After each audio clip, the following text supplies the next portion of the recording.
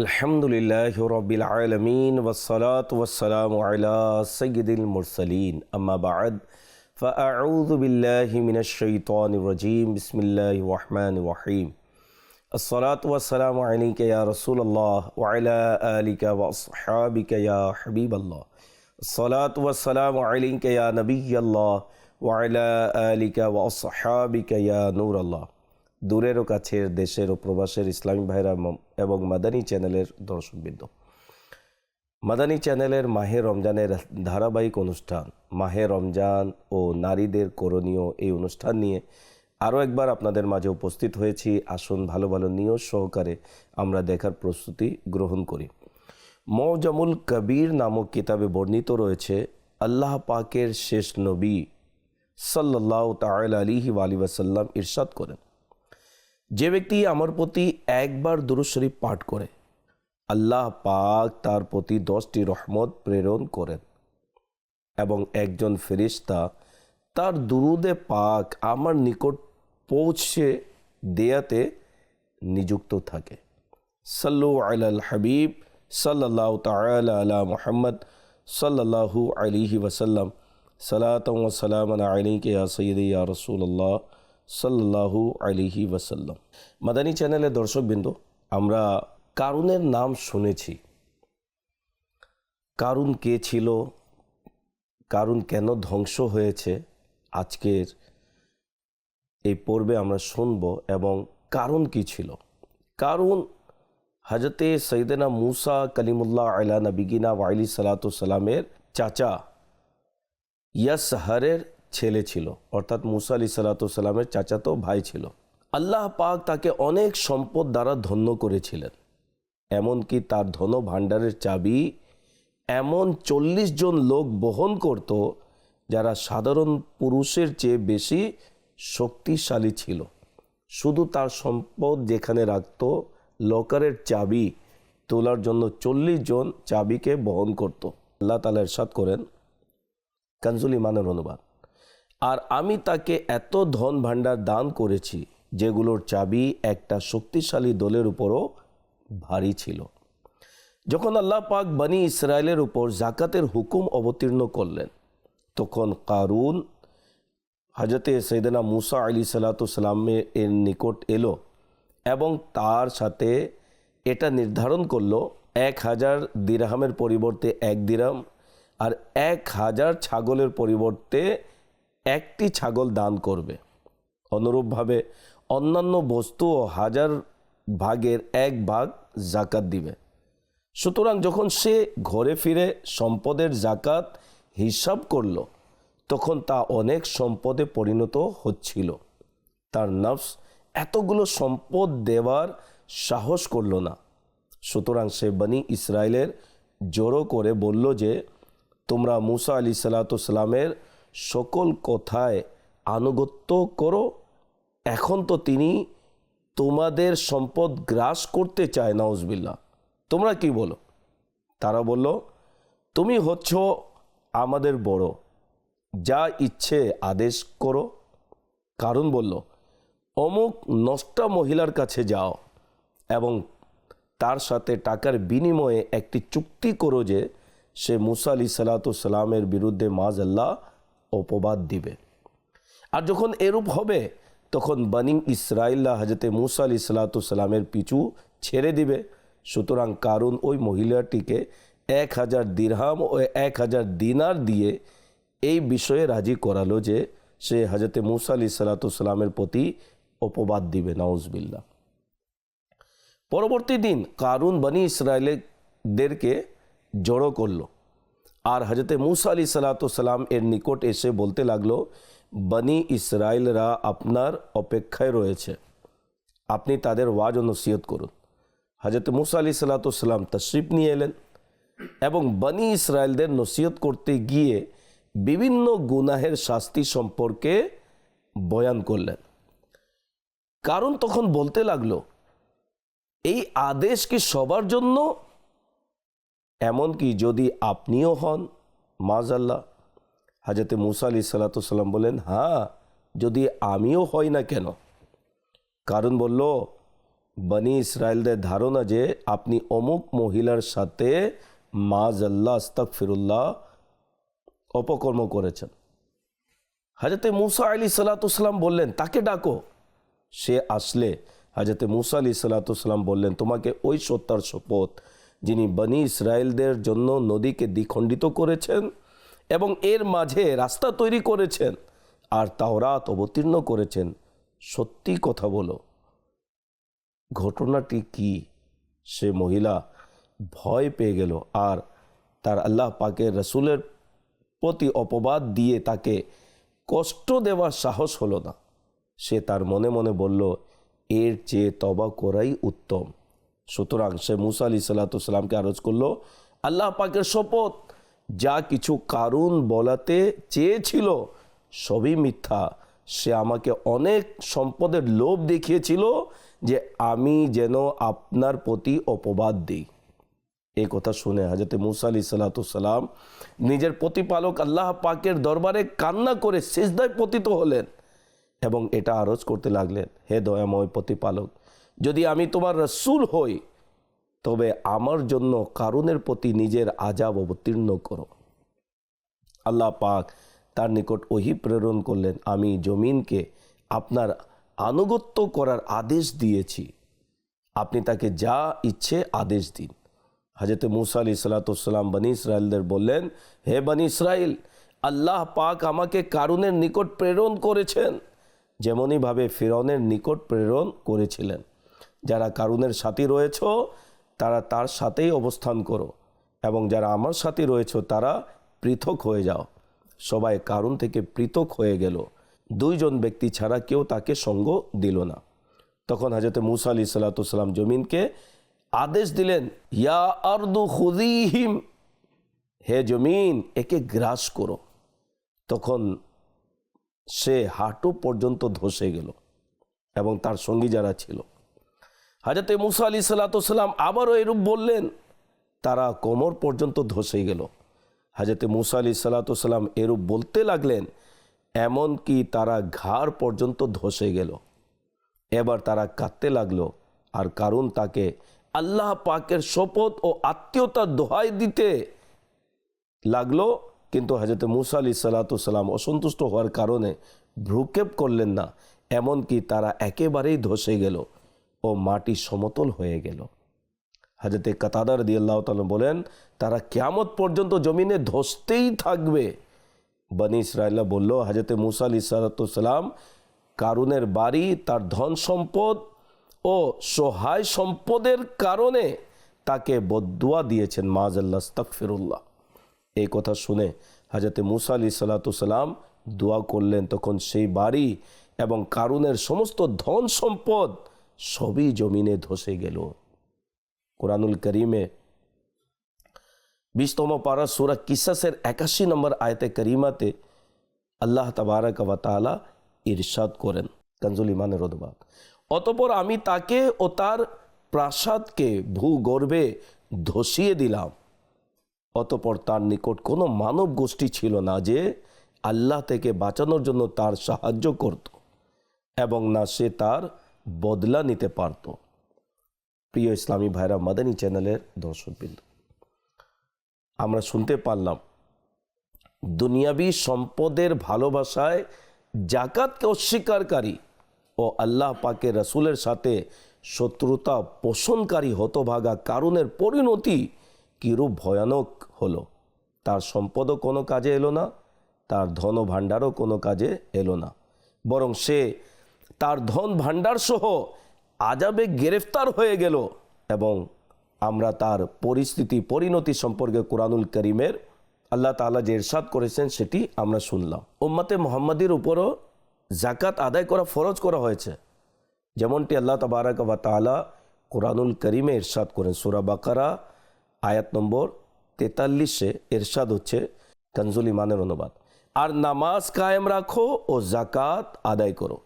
সদরুল আফাজিল হযরত আল্লামা মাওলানা মুফতি সৈয়দ মোহাম্মদ নাঈমুদ্দিন মুরাদাবাদী রহমতুল্লাহ তাআলা আলাইহি খাজাইনুল ইরফানে এই আয়াতের আলোকে লেখেন, এই আয়াতে নামাজ ও যাকাত ফরজ হওয়ার ব্যাপারে বর্ণনা রয়েছে। প্রিয় ইসলামী ভাইরা, মাদানী চ্যানেলের দর্শকবৃন্দ, জাকাত ইসলামের মূল ভিত্তির মধ্যে একটি। আল্লাহ পাকের প্রিয় মাহবুব সাল্লাল্লাহু আলাইহি ওয়াসাল্লাম ইরশাদ করেন, ইসলামের মূল ভিত্তি হলো 5টি বিষয়ের উপর। এক, এই বিষয়ে সাক্ষ্য দেওয়া যে আল্লাহ পাক ছাড়ার কোনো মাবুদ নেই এবং হযরত মুহাম্মদ সাল্লাল্লাহু আলাইহি ওয়াসাল্লাম তার রাসূল। দ্বিতীয় হচ্ছে নামাজ কায়েম করা। তৃতীয় হচ্ছে জাকাত আদায় করা। চতুর্থ হচ্ছে হজ করা। পঞ্চম হচ্ছে রমজানের রোজা রাখা। জাকাতের গুরুত্বের অনুমান এই বিষয়টি দ্বারা করা যায় যে কুরআনুল কারীমে নামাজ ও জাকাত একত্রে 32টি স্থানে উল্লেখ করা হয়েছে। নামাজ কায়েম করো, জাকাত আদায় করো, এভাবে কুরআনুল কারীমে 32টি স্থানে আল্লাহ তাআলা আদেশ করেছেন। জাকাতের গুরুত্ব আমাদেরকে বুঝতে হবে প্রিয় ইসলামী ভাইরা এবং মাদানী চ্যানেলের দর্শকবৃন্দ, ইসলামী বোনেরা। যে কোনো দেশ অর্থনৈতিকভাবে যতই উন্নত হোক না কেন, কিন্তু তাতে জনসাধারণের এমন একটি অংশ রয়েছে যারা বিভিন্ন কারণে দারিদ্রতা ও অক্ষমতার শিকার হয়ে থাকে। এরূপ লোকদের দেখাশোনার দায়িত্ব আল্লাহ পাক ধনীদের উপর সমর্পণ করেছেন। আল্লাহ পাক ধনীদের উপর জাকাত ফরজ করেছেন যেন তারা নিজের জাকাতের মাধ্যমে সমাজের দরিদ্র ও নিঃস্বদের সাহায্য করতে পারে এবং সম্পদ গুটি কয়েক মানুষের হস্তগত থাকার পরিবর্তে হত দরিদ্র মানুষের নিকট যেন পৌঁছে এবং এভাবে যেন সমাজে অর্থনৈতিক ভারসাম্য প্রতিষ্ঠিত থাকে। মনে রাখবেন, যদি আল্লাহ পাক চাইতেন তবে সবাইকেই সম্পদশালী বানিয়ে দিতে পারতেন এবং কোনো লোকই গরিব থাকতো না। ধনীদের কোনো গুরুত্বই হতো না, সবাই ধনী হতো। ধনীদের যে একটা সমাজের মধ্যে তার গুরুত্ব, তার যে সম্মান, গরিবের কারণে, গরিব আছে বিদায় তো ধনী বোঝা যায়। আর সবাই যদি ধনী হতো তাহলে ধনীদের কোনো এখানে মূল্যই থাকতো না, সবাই ধনী। তো যাদেরকে আল্লাহ তাবারাক ওয়া তাআলা বিত্তশালী বানিয়েছেন, ধনী বানিয়েছেন, সম্পদের নেয়ামত দিয়েছেন, তাদেরকে শুকরিয়া আদায় করা উচিত। আর এই শুকরিয়া আদায় জাকাতের মাধ্যমে, দান সৎকার মাধ্যমে। তিনি তার ইচ্ছায় কাউকে ধনী বানিয়েছেন, আবার কাউকে গরিব, যাতে ধনীকে তার সম্পদ দ্বারা ও গরিবকে তার দারিদ্রতা দ্বারা পরীক্ষা করতে পারেন। জি হ্যাঁ, যাদের কাছে সম্পদ এরা অনেক সময় ফুলে যায়, অনেক সময় এরা এমন পথে চলে যায় যে আমার প্রতি আল্লাহ সন্তুষ্ট বিদায় তো আমাকে এত সম্পদ দান করেছেন। আল্লাহ তাবারাক ওয়া তাআলা ধনীদেরকে সম্পদ দিয়ে, গরিবদেরকে দারিদ্রতা দিয়ে পরীক্ষা নিচ্ছেন। যেমন 8ম পারার সূরা আনআমের 165 নম্বর আয়াতে আল্লাহ তাআলা ইরশাদ করেন, ওয়া হুয়াল্লাযী জাআলাকুম খালাইফাল আরদি ওয়া রাফা'a বা'দাকুম ফাওকা বা'দিন দারাজাতিল লিয়াবলুয়াকুম ফীমা আতাকুম। কানজুল ঈমানের অনুবাদ। আর তিনি যিনি পৃথিবীতে তোমাদেরকে স্থলাভিষিক্ত করেছেন এবং তোমাদের মধ্যে একে অপরের উপর বহু মর্যাদায় উন্নীত করেছেন, যাতে তোমাদের পরীক্ষা হয় ওই সব বিষয়ের মধ্যে যেগুলো তোমাদেরকে দান করেছেন। অর্থাৎ এই পরীক্ষায় অবতীর্ণ করেন যে তোমরা নিয়ামত, পদমর্যাদা ও সম্পদ পেয়ে কেমন কৃতজ্ঞ হও আর পরস্পরের সাথে কি ধরনের আচরণ করো। জানা গেল দুনিয়া হচ্ছে দারুল ইমতিহান, অর্থাৎ পরীক্ষার ঘর। আমাদেরও উচিত আল্লাহ পাকের আদেশসমূহকে সৌভাগ্য মনে করে আনন্দ চিত্তে আদায় করা এবং নিজের আখিরাতের জন্য প্রতিদান ও সওয়াবের ভান্ডার জমা করা। আর জাকাত তো এমন একটি ইবাদত প্রিয় ইসলামী ভাইরা, যাতে আমাদের জন্য দুনিয়া ও আখিরাতের অসংখ্য উপকারিতা ও ফজিলত রাখা হয়েছে। আসুন জাকাত আদায়ের যে উপকারিতা রয়েছে আমরা শুনি। জাকাত আদায়কারীর প্রথম সৌভাগ্য এটাই অর্জিত হয় যে জাকাত আদায় করাতে তার ঈমানে পূর্ণতার মাধ্যম। জাকাতের মাধ্যমে তার ঈমান পরিপূর্ণ হয়। এই প্রসঙ্গে নবী করিম সাল্লাল্লাহু আলাইহি ওয়াসাল্লামের ফরমান শুনুন, তোমাদের ইসলামে পরিপূর্ণতা লাভের নিদর্শন হলো তোমরা তোমাদের সম্পদের জাকাত আদায় করতে। যে ব্যক্তি আল্লাহ পাক ও তার রসুল সাল্লাল্লাহু আলাইহি ওয়াসাল্লামের প্রতি ঈমান রাখে তবে তার উচিত নিজের সম্পদের জাকাত আদায় করা। আরেকটি সৌভাগ্য অর্জিত হয়, জাকাত আদায়কারীর দ্বিতীয় সৌভাগ্য এটা অর্জিত হয় যে তার উপর আল্লাহ পাকের রহমত ও ঝড় ধারায় বর্ষণ হতে থাকে। যেমনভাবে কোরআনুল করিমের মধ্যে আল্লাহ তাবারক ওয়া তাআলা সূরা আরাফে ইরশাদ ফরমান, ওয়া রাহমাতি ওয়াসিআত কুল্লা শাই ফাসাআকতুবুহা লিল্লাযীনা ইয়াত্তাকুনা ওয়া ইউতুনাজ যাকাত ওয়াল্লাযীনা হুম বিআয়াতিনা ইউমিনুন। কানজুল ঈমানের অনুবাদ। আর আমার দয়া প্রতিটি বস্তুকে ঘিরে রয়েছে, সুতরাং অনতিবিলম্বে আমি নিয়ামতসমূহ তাদের জন্যই লিপিবদ্ধ করে দেব, যারা ভয় করে জাকাত দেয় এবং যারা আমার নিদর্শনসমূহের উপর ঈমান আনে। জাকাত আদায়কারীর তৃতীয় সৌভাগ্য এটা অর্জিত হয় যে এর দ্বারা তাকওয়া অর্জিত হয়। যেমন কোরআনুল করিমে আল্লাহ তাআলা ইরশাদ করেছেন প্রথম পারা সূরা বাকারার 3 নম্বর আয়াতে করিমার মধ্যে, ওয়া মিম্মা রাযাকনাহুম ইউনফিকুন। কানজুল ঈমানের অনুবাদ। আর আমারই দেয়া জীবিকা থেকে আমার পথে ব্যয় করে। জাকাতের চতুর্থ উপকারিতা হলো এর দ্বারা বান্দা সফল মানুষের তালিকার অন্তর্ভুক্ত হয়ে যায়। যেমনটি কোরআনে পাকে সফলতার লাভকারীদের একটি কাজ জাকাতও বর্ণনা করা হয়েছে। যেমনইভাবে 18তম পারা সূরা মুমিনুনের 1 থেকে 4 নম্বর আয়াতে কারিমার মধ্যে আল্লাহ তাআলা ইরশাদ করেন, কদ আফলাহাল মুমিনুন আল্লাযীনা হুম ফি সলাতিহিম খাশিউন ওয়াল্লাযীনা হুম আনিল লাগবি মুরিদুন ওয়াল্লাযীনা হুম লিযাকাতি ফাইলুন। কানজুল ঈমানের অনুবাদ। নিশ্চয়ই সফল কাম হয়েছে ঈমানদারগণ, যারা নিজেদের নামাজের মধ্যে বিনীত নম্র হয় এবং যারা অনর্থক কথার দিকে দৃষ্টিপাত করে না এবং যারা যথাযথ জাকাত প্রদান করে। পঞ্চম ফজিলত হলো আল্লাহ পাক জাকাত আদায়কারীকে সাহায্য করে থাকেন ওই সকল লোকেরা যারা জাকাত আদায় করতে ভয় পায়, যে জাকাত যদি আদায় করি হিসাব করে দেখা যায় যে অনেক তার সম্পদ জাকাতে বের হয়ে যাচ্ছে। এখন সম্পদের মোহ ভালোবাসায়, দুনিয়ার মোহ ভালোবাসায় সে এই মহতিপূর্ণ কাজ থেকে বিরত থাকে, মাজাল্লাহ কৃপণতা করে যে এত সম্পদ চলে গেলে আমি তো গরিব হয়ে যাব।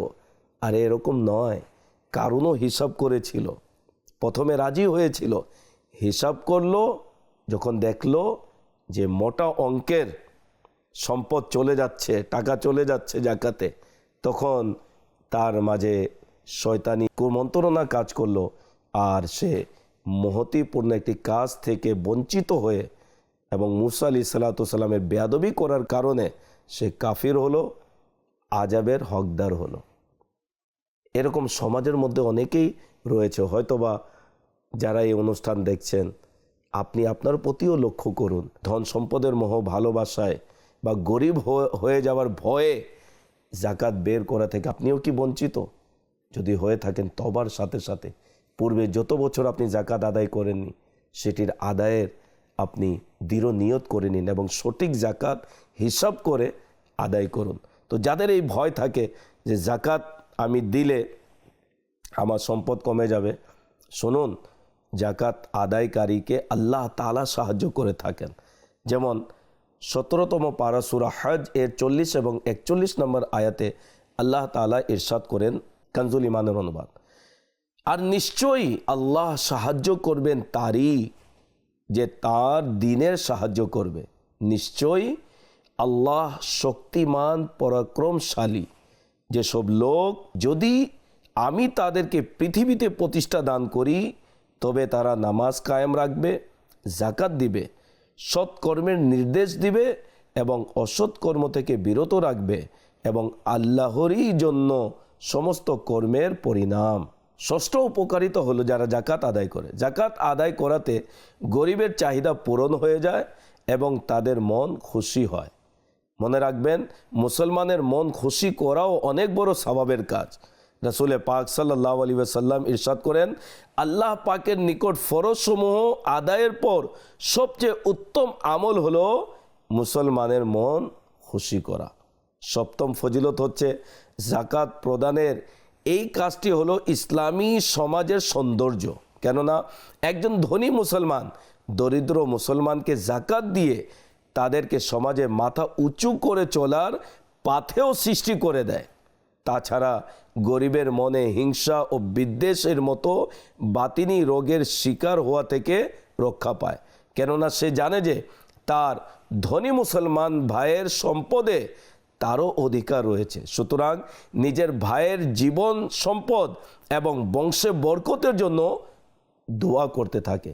নবী করিম সাল্লাল্লাহু আলাইহি সাল্লাম ইরশাদ করেন, নিশ্চয় এক মমিনের জন্য অপর মমিন দালানের ন্যায় একে অপরকে শক্তি যোগায়।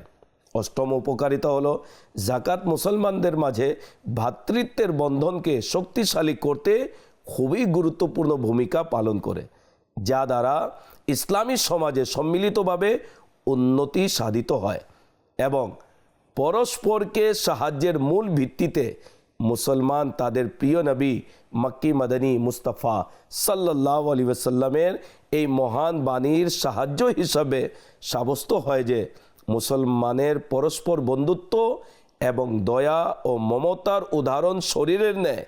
যখন শরীরের কোনো অঙ্গ অসুস্থ হয়ে যায় তবে জ্বর ও ব্যথায় পুরো শরীরই অংশীদার হয়।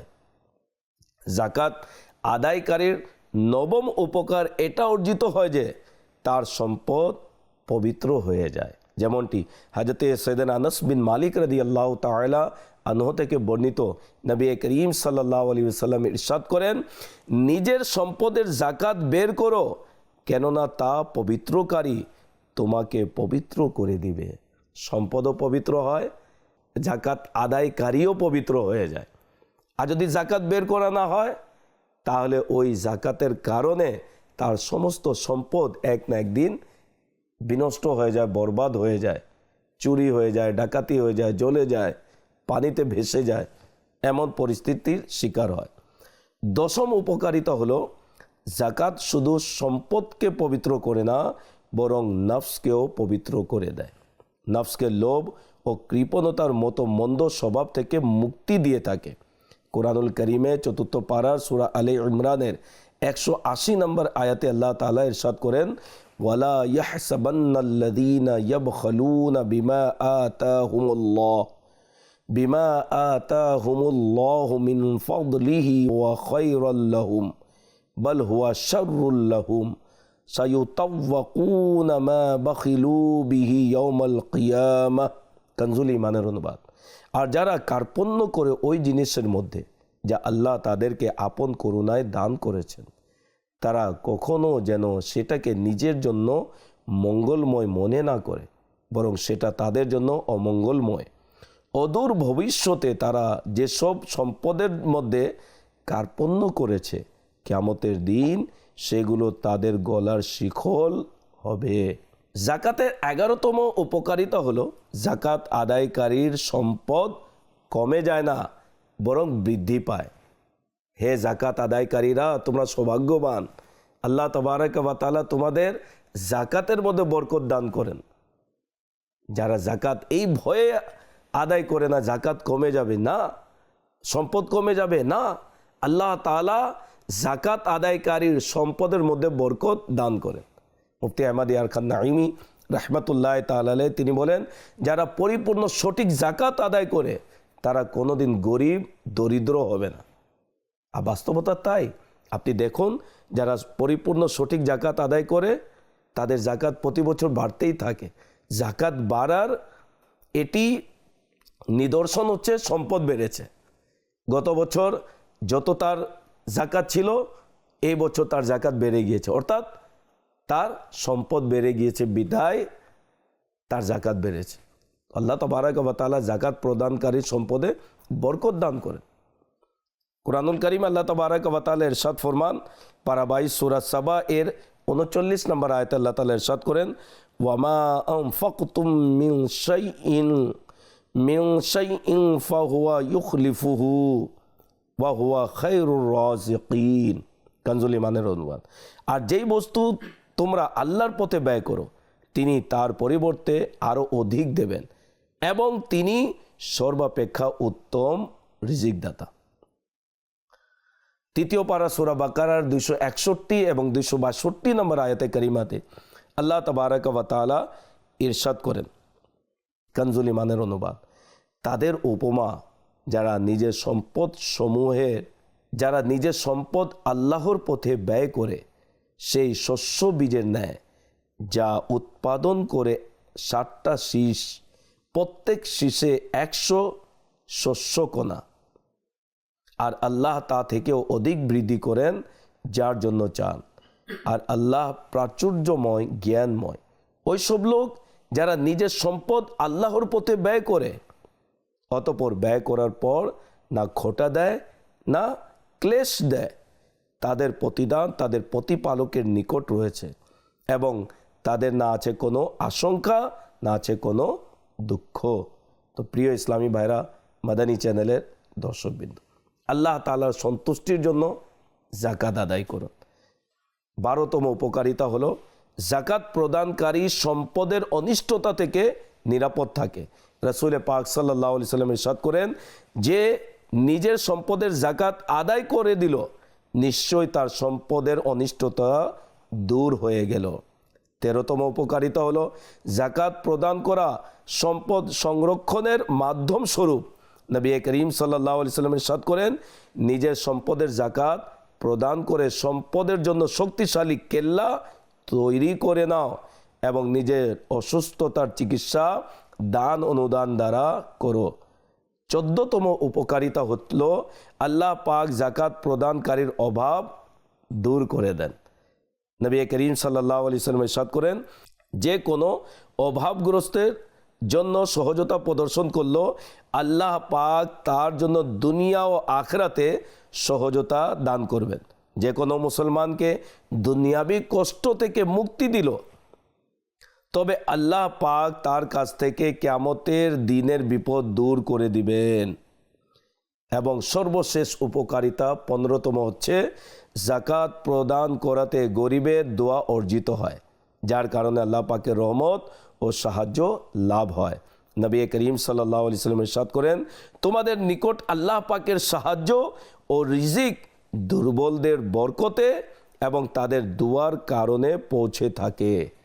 প্রিয় ইসলামী ভাইরা, মাদানী চ্যানেলের দর্শকবৃন্দ, আল্লাহ তাআলার সন্তুষ্টির জন্য উৎফুল্লতার সাথে খুশি মনে আল্লাহ তাআলার ভালোবাসায় বিভোর হয়ে যাকাত আদায় করুন, সঠিক আদায় করুন। মহিলাদেরকে বলবো, ইসলামী বোনদেরকে বলবো, এখন আপনাদের করণীয়, পূর্বে যদি যাকাত বের করে না থাকেন, ঘরে যারা অভিভাবক নিয়ে বসে যান যে দেখুন যাকাত যদি বের করা না হয় তাহলে অতি সন্নিকটে আল্লাহ তাআলার আযাব রয়েছে, হয়তোবা আমাদের হাত থেকে সম্পদ চলে যেতে পারে। আল্লাহ তাআলা সম্পদ দিয়েছেন আমাদেরকে, তার হক আদায় হচ্ছে যাকাত আদায় করা। তো পূর্বের আমরা করিনি, আমরা তওবাও করব এবং আমরা সঠিক যাকাত পূর্বের এবং এই বছরে মিলিয়ে আমরা যারা প্রাপক হকদার তাদের কাছে আমরা পৌঁছিয়ে দিই।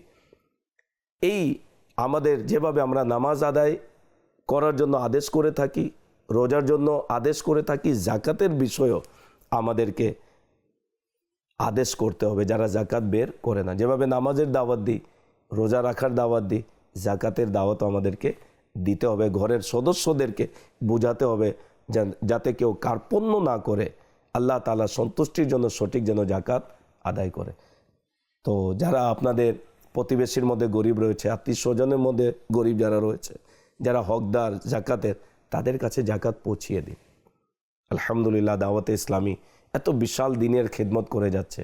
যদি আপনিও চান যে আপনি বিশাল দিনের খেদমতের সওয়াব ঘরে বসে যেন আপনি এর হকদার হতে পারেন, সেটি হচ্ছে আপনি যদি আপনার যাকাতের মোটা অঙ্কের টাকা দাওয়াতে ইসলামীকেও দান করুন, ইনশাআল্লাহ ঘরে বসে এই বিশাল দিনই খেদমতের সওয়াব অবশ্যই আপনি পাবেন। আল্লাহ তাবারাক ওয়া তাআলা আমাদেরকে সঠিক আল্লাহ তাআলা এবং তার হাবিবের আদেশ মোতাবেক জাকাত পরিপূর্ণ হিসাব করে আদায় করার তৌফিক দান করুক। পরবর্তী অনুষ্ঠান দেখার আমন্ত্রণ জানিয়ে বিদায় নিচ্ছি। সাল্লু আলাল হাবিব সাল্লাল্লাহু তাআলা আলা মুহাম্মদ সাল্লাল্লাহু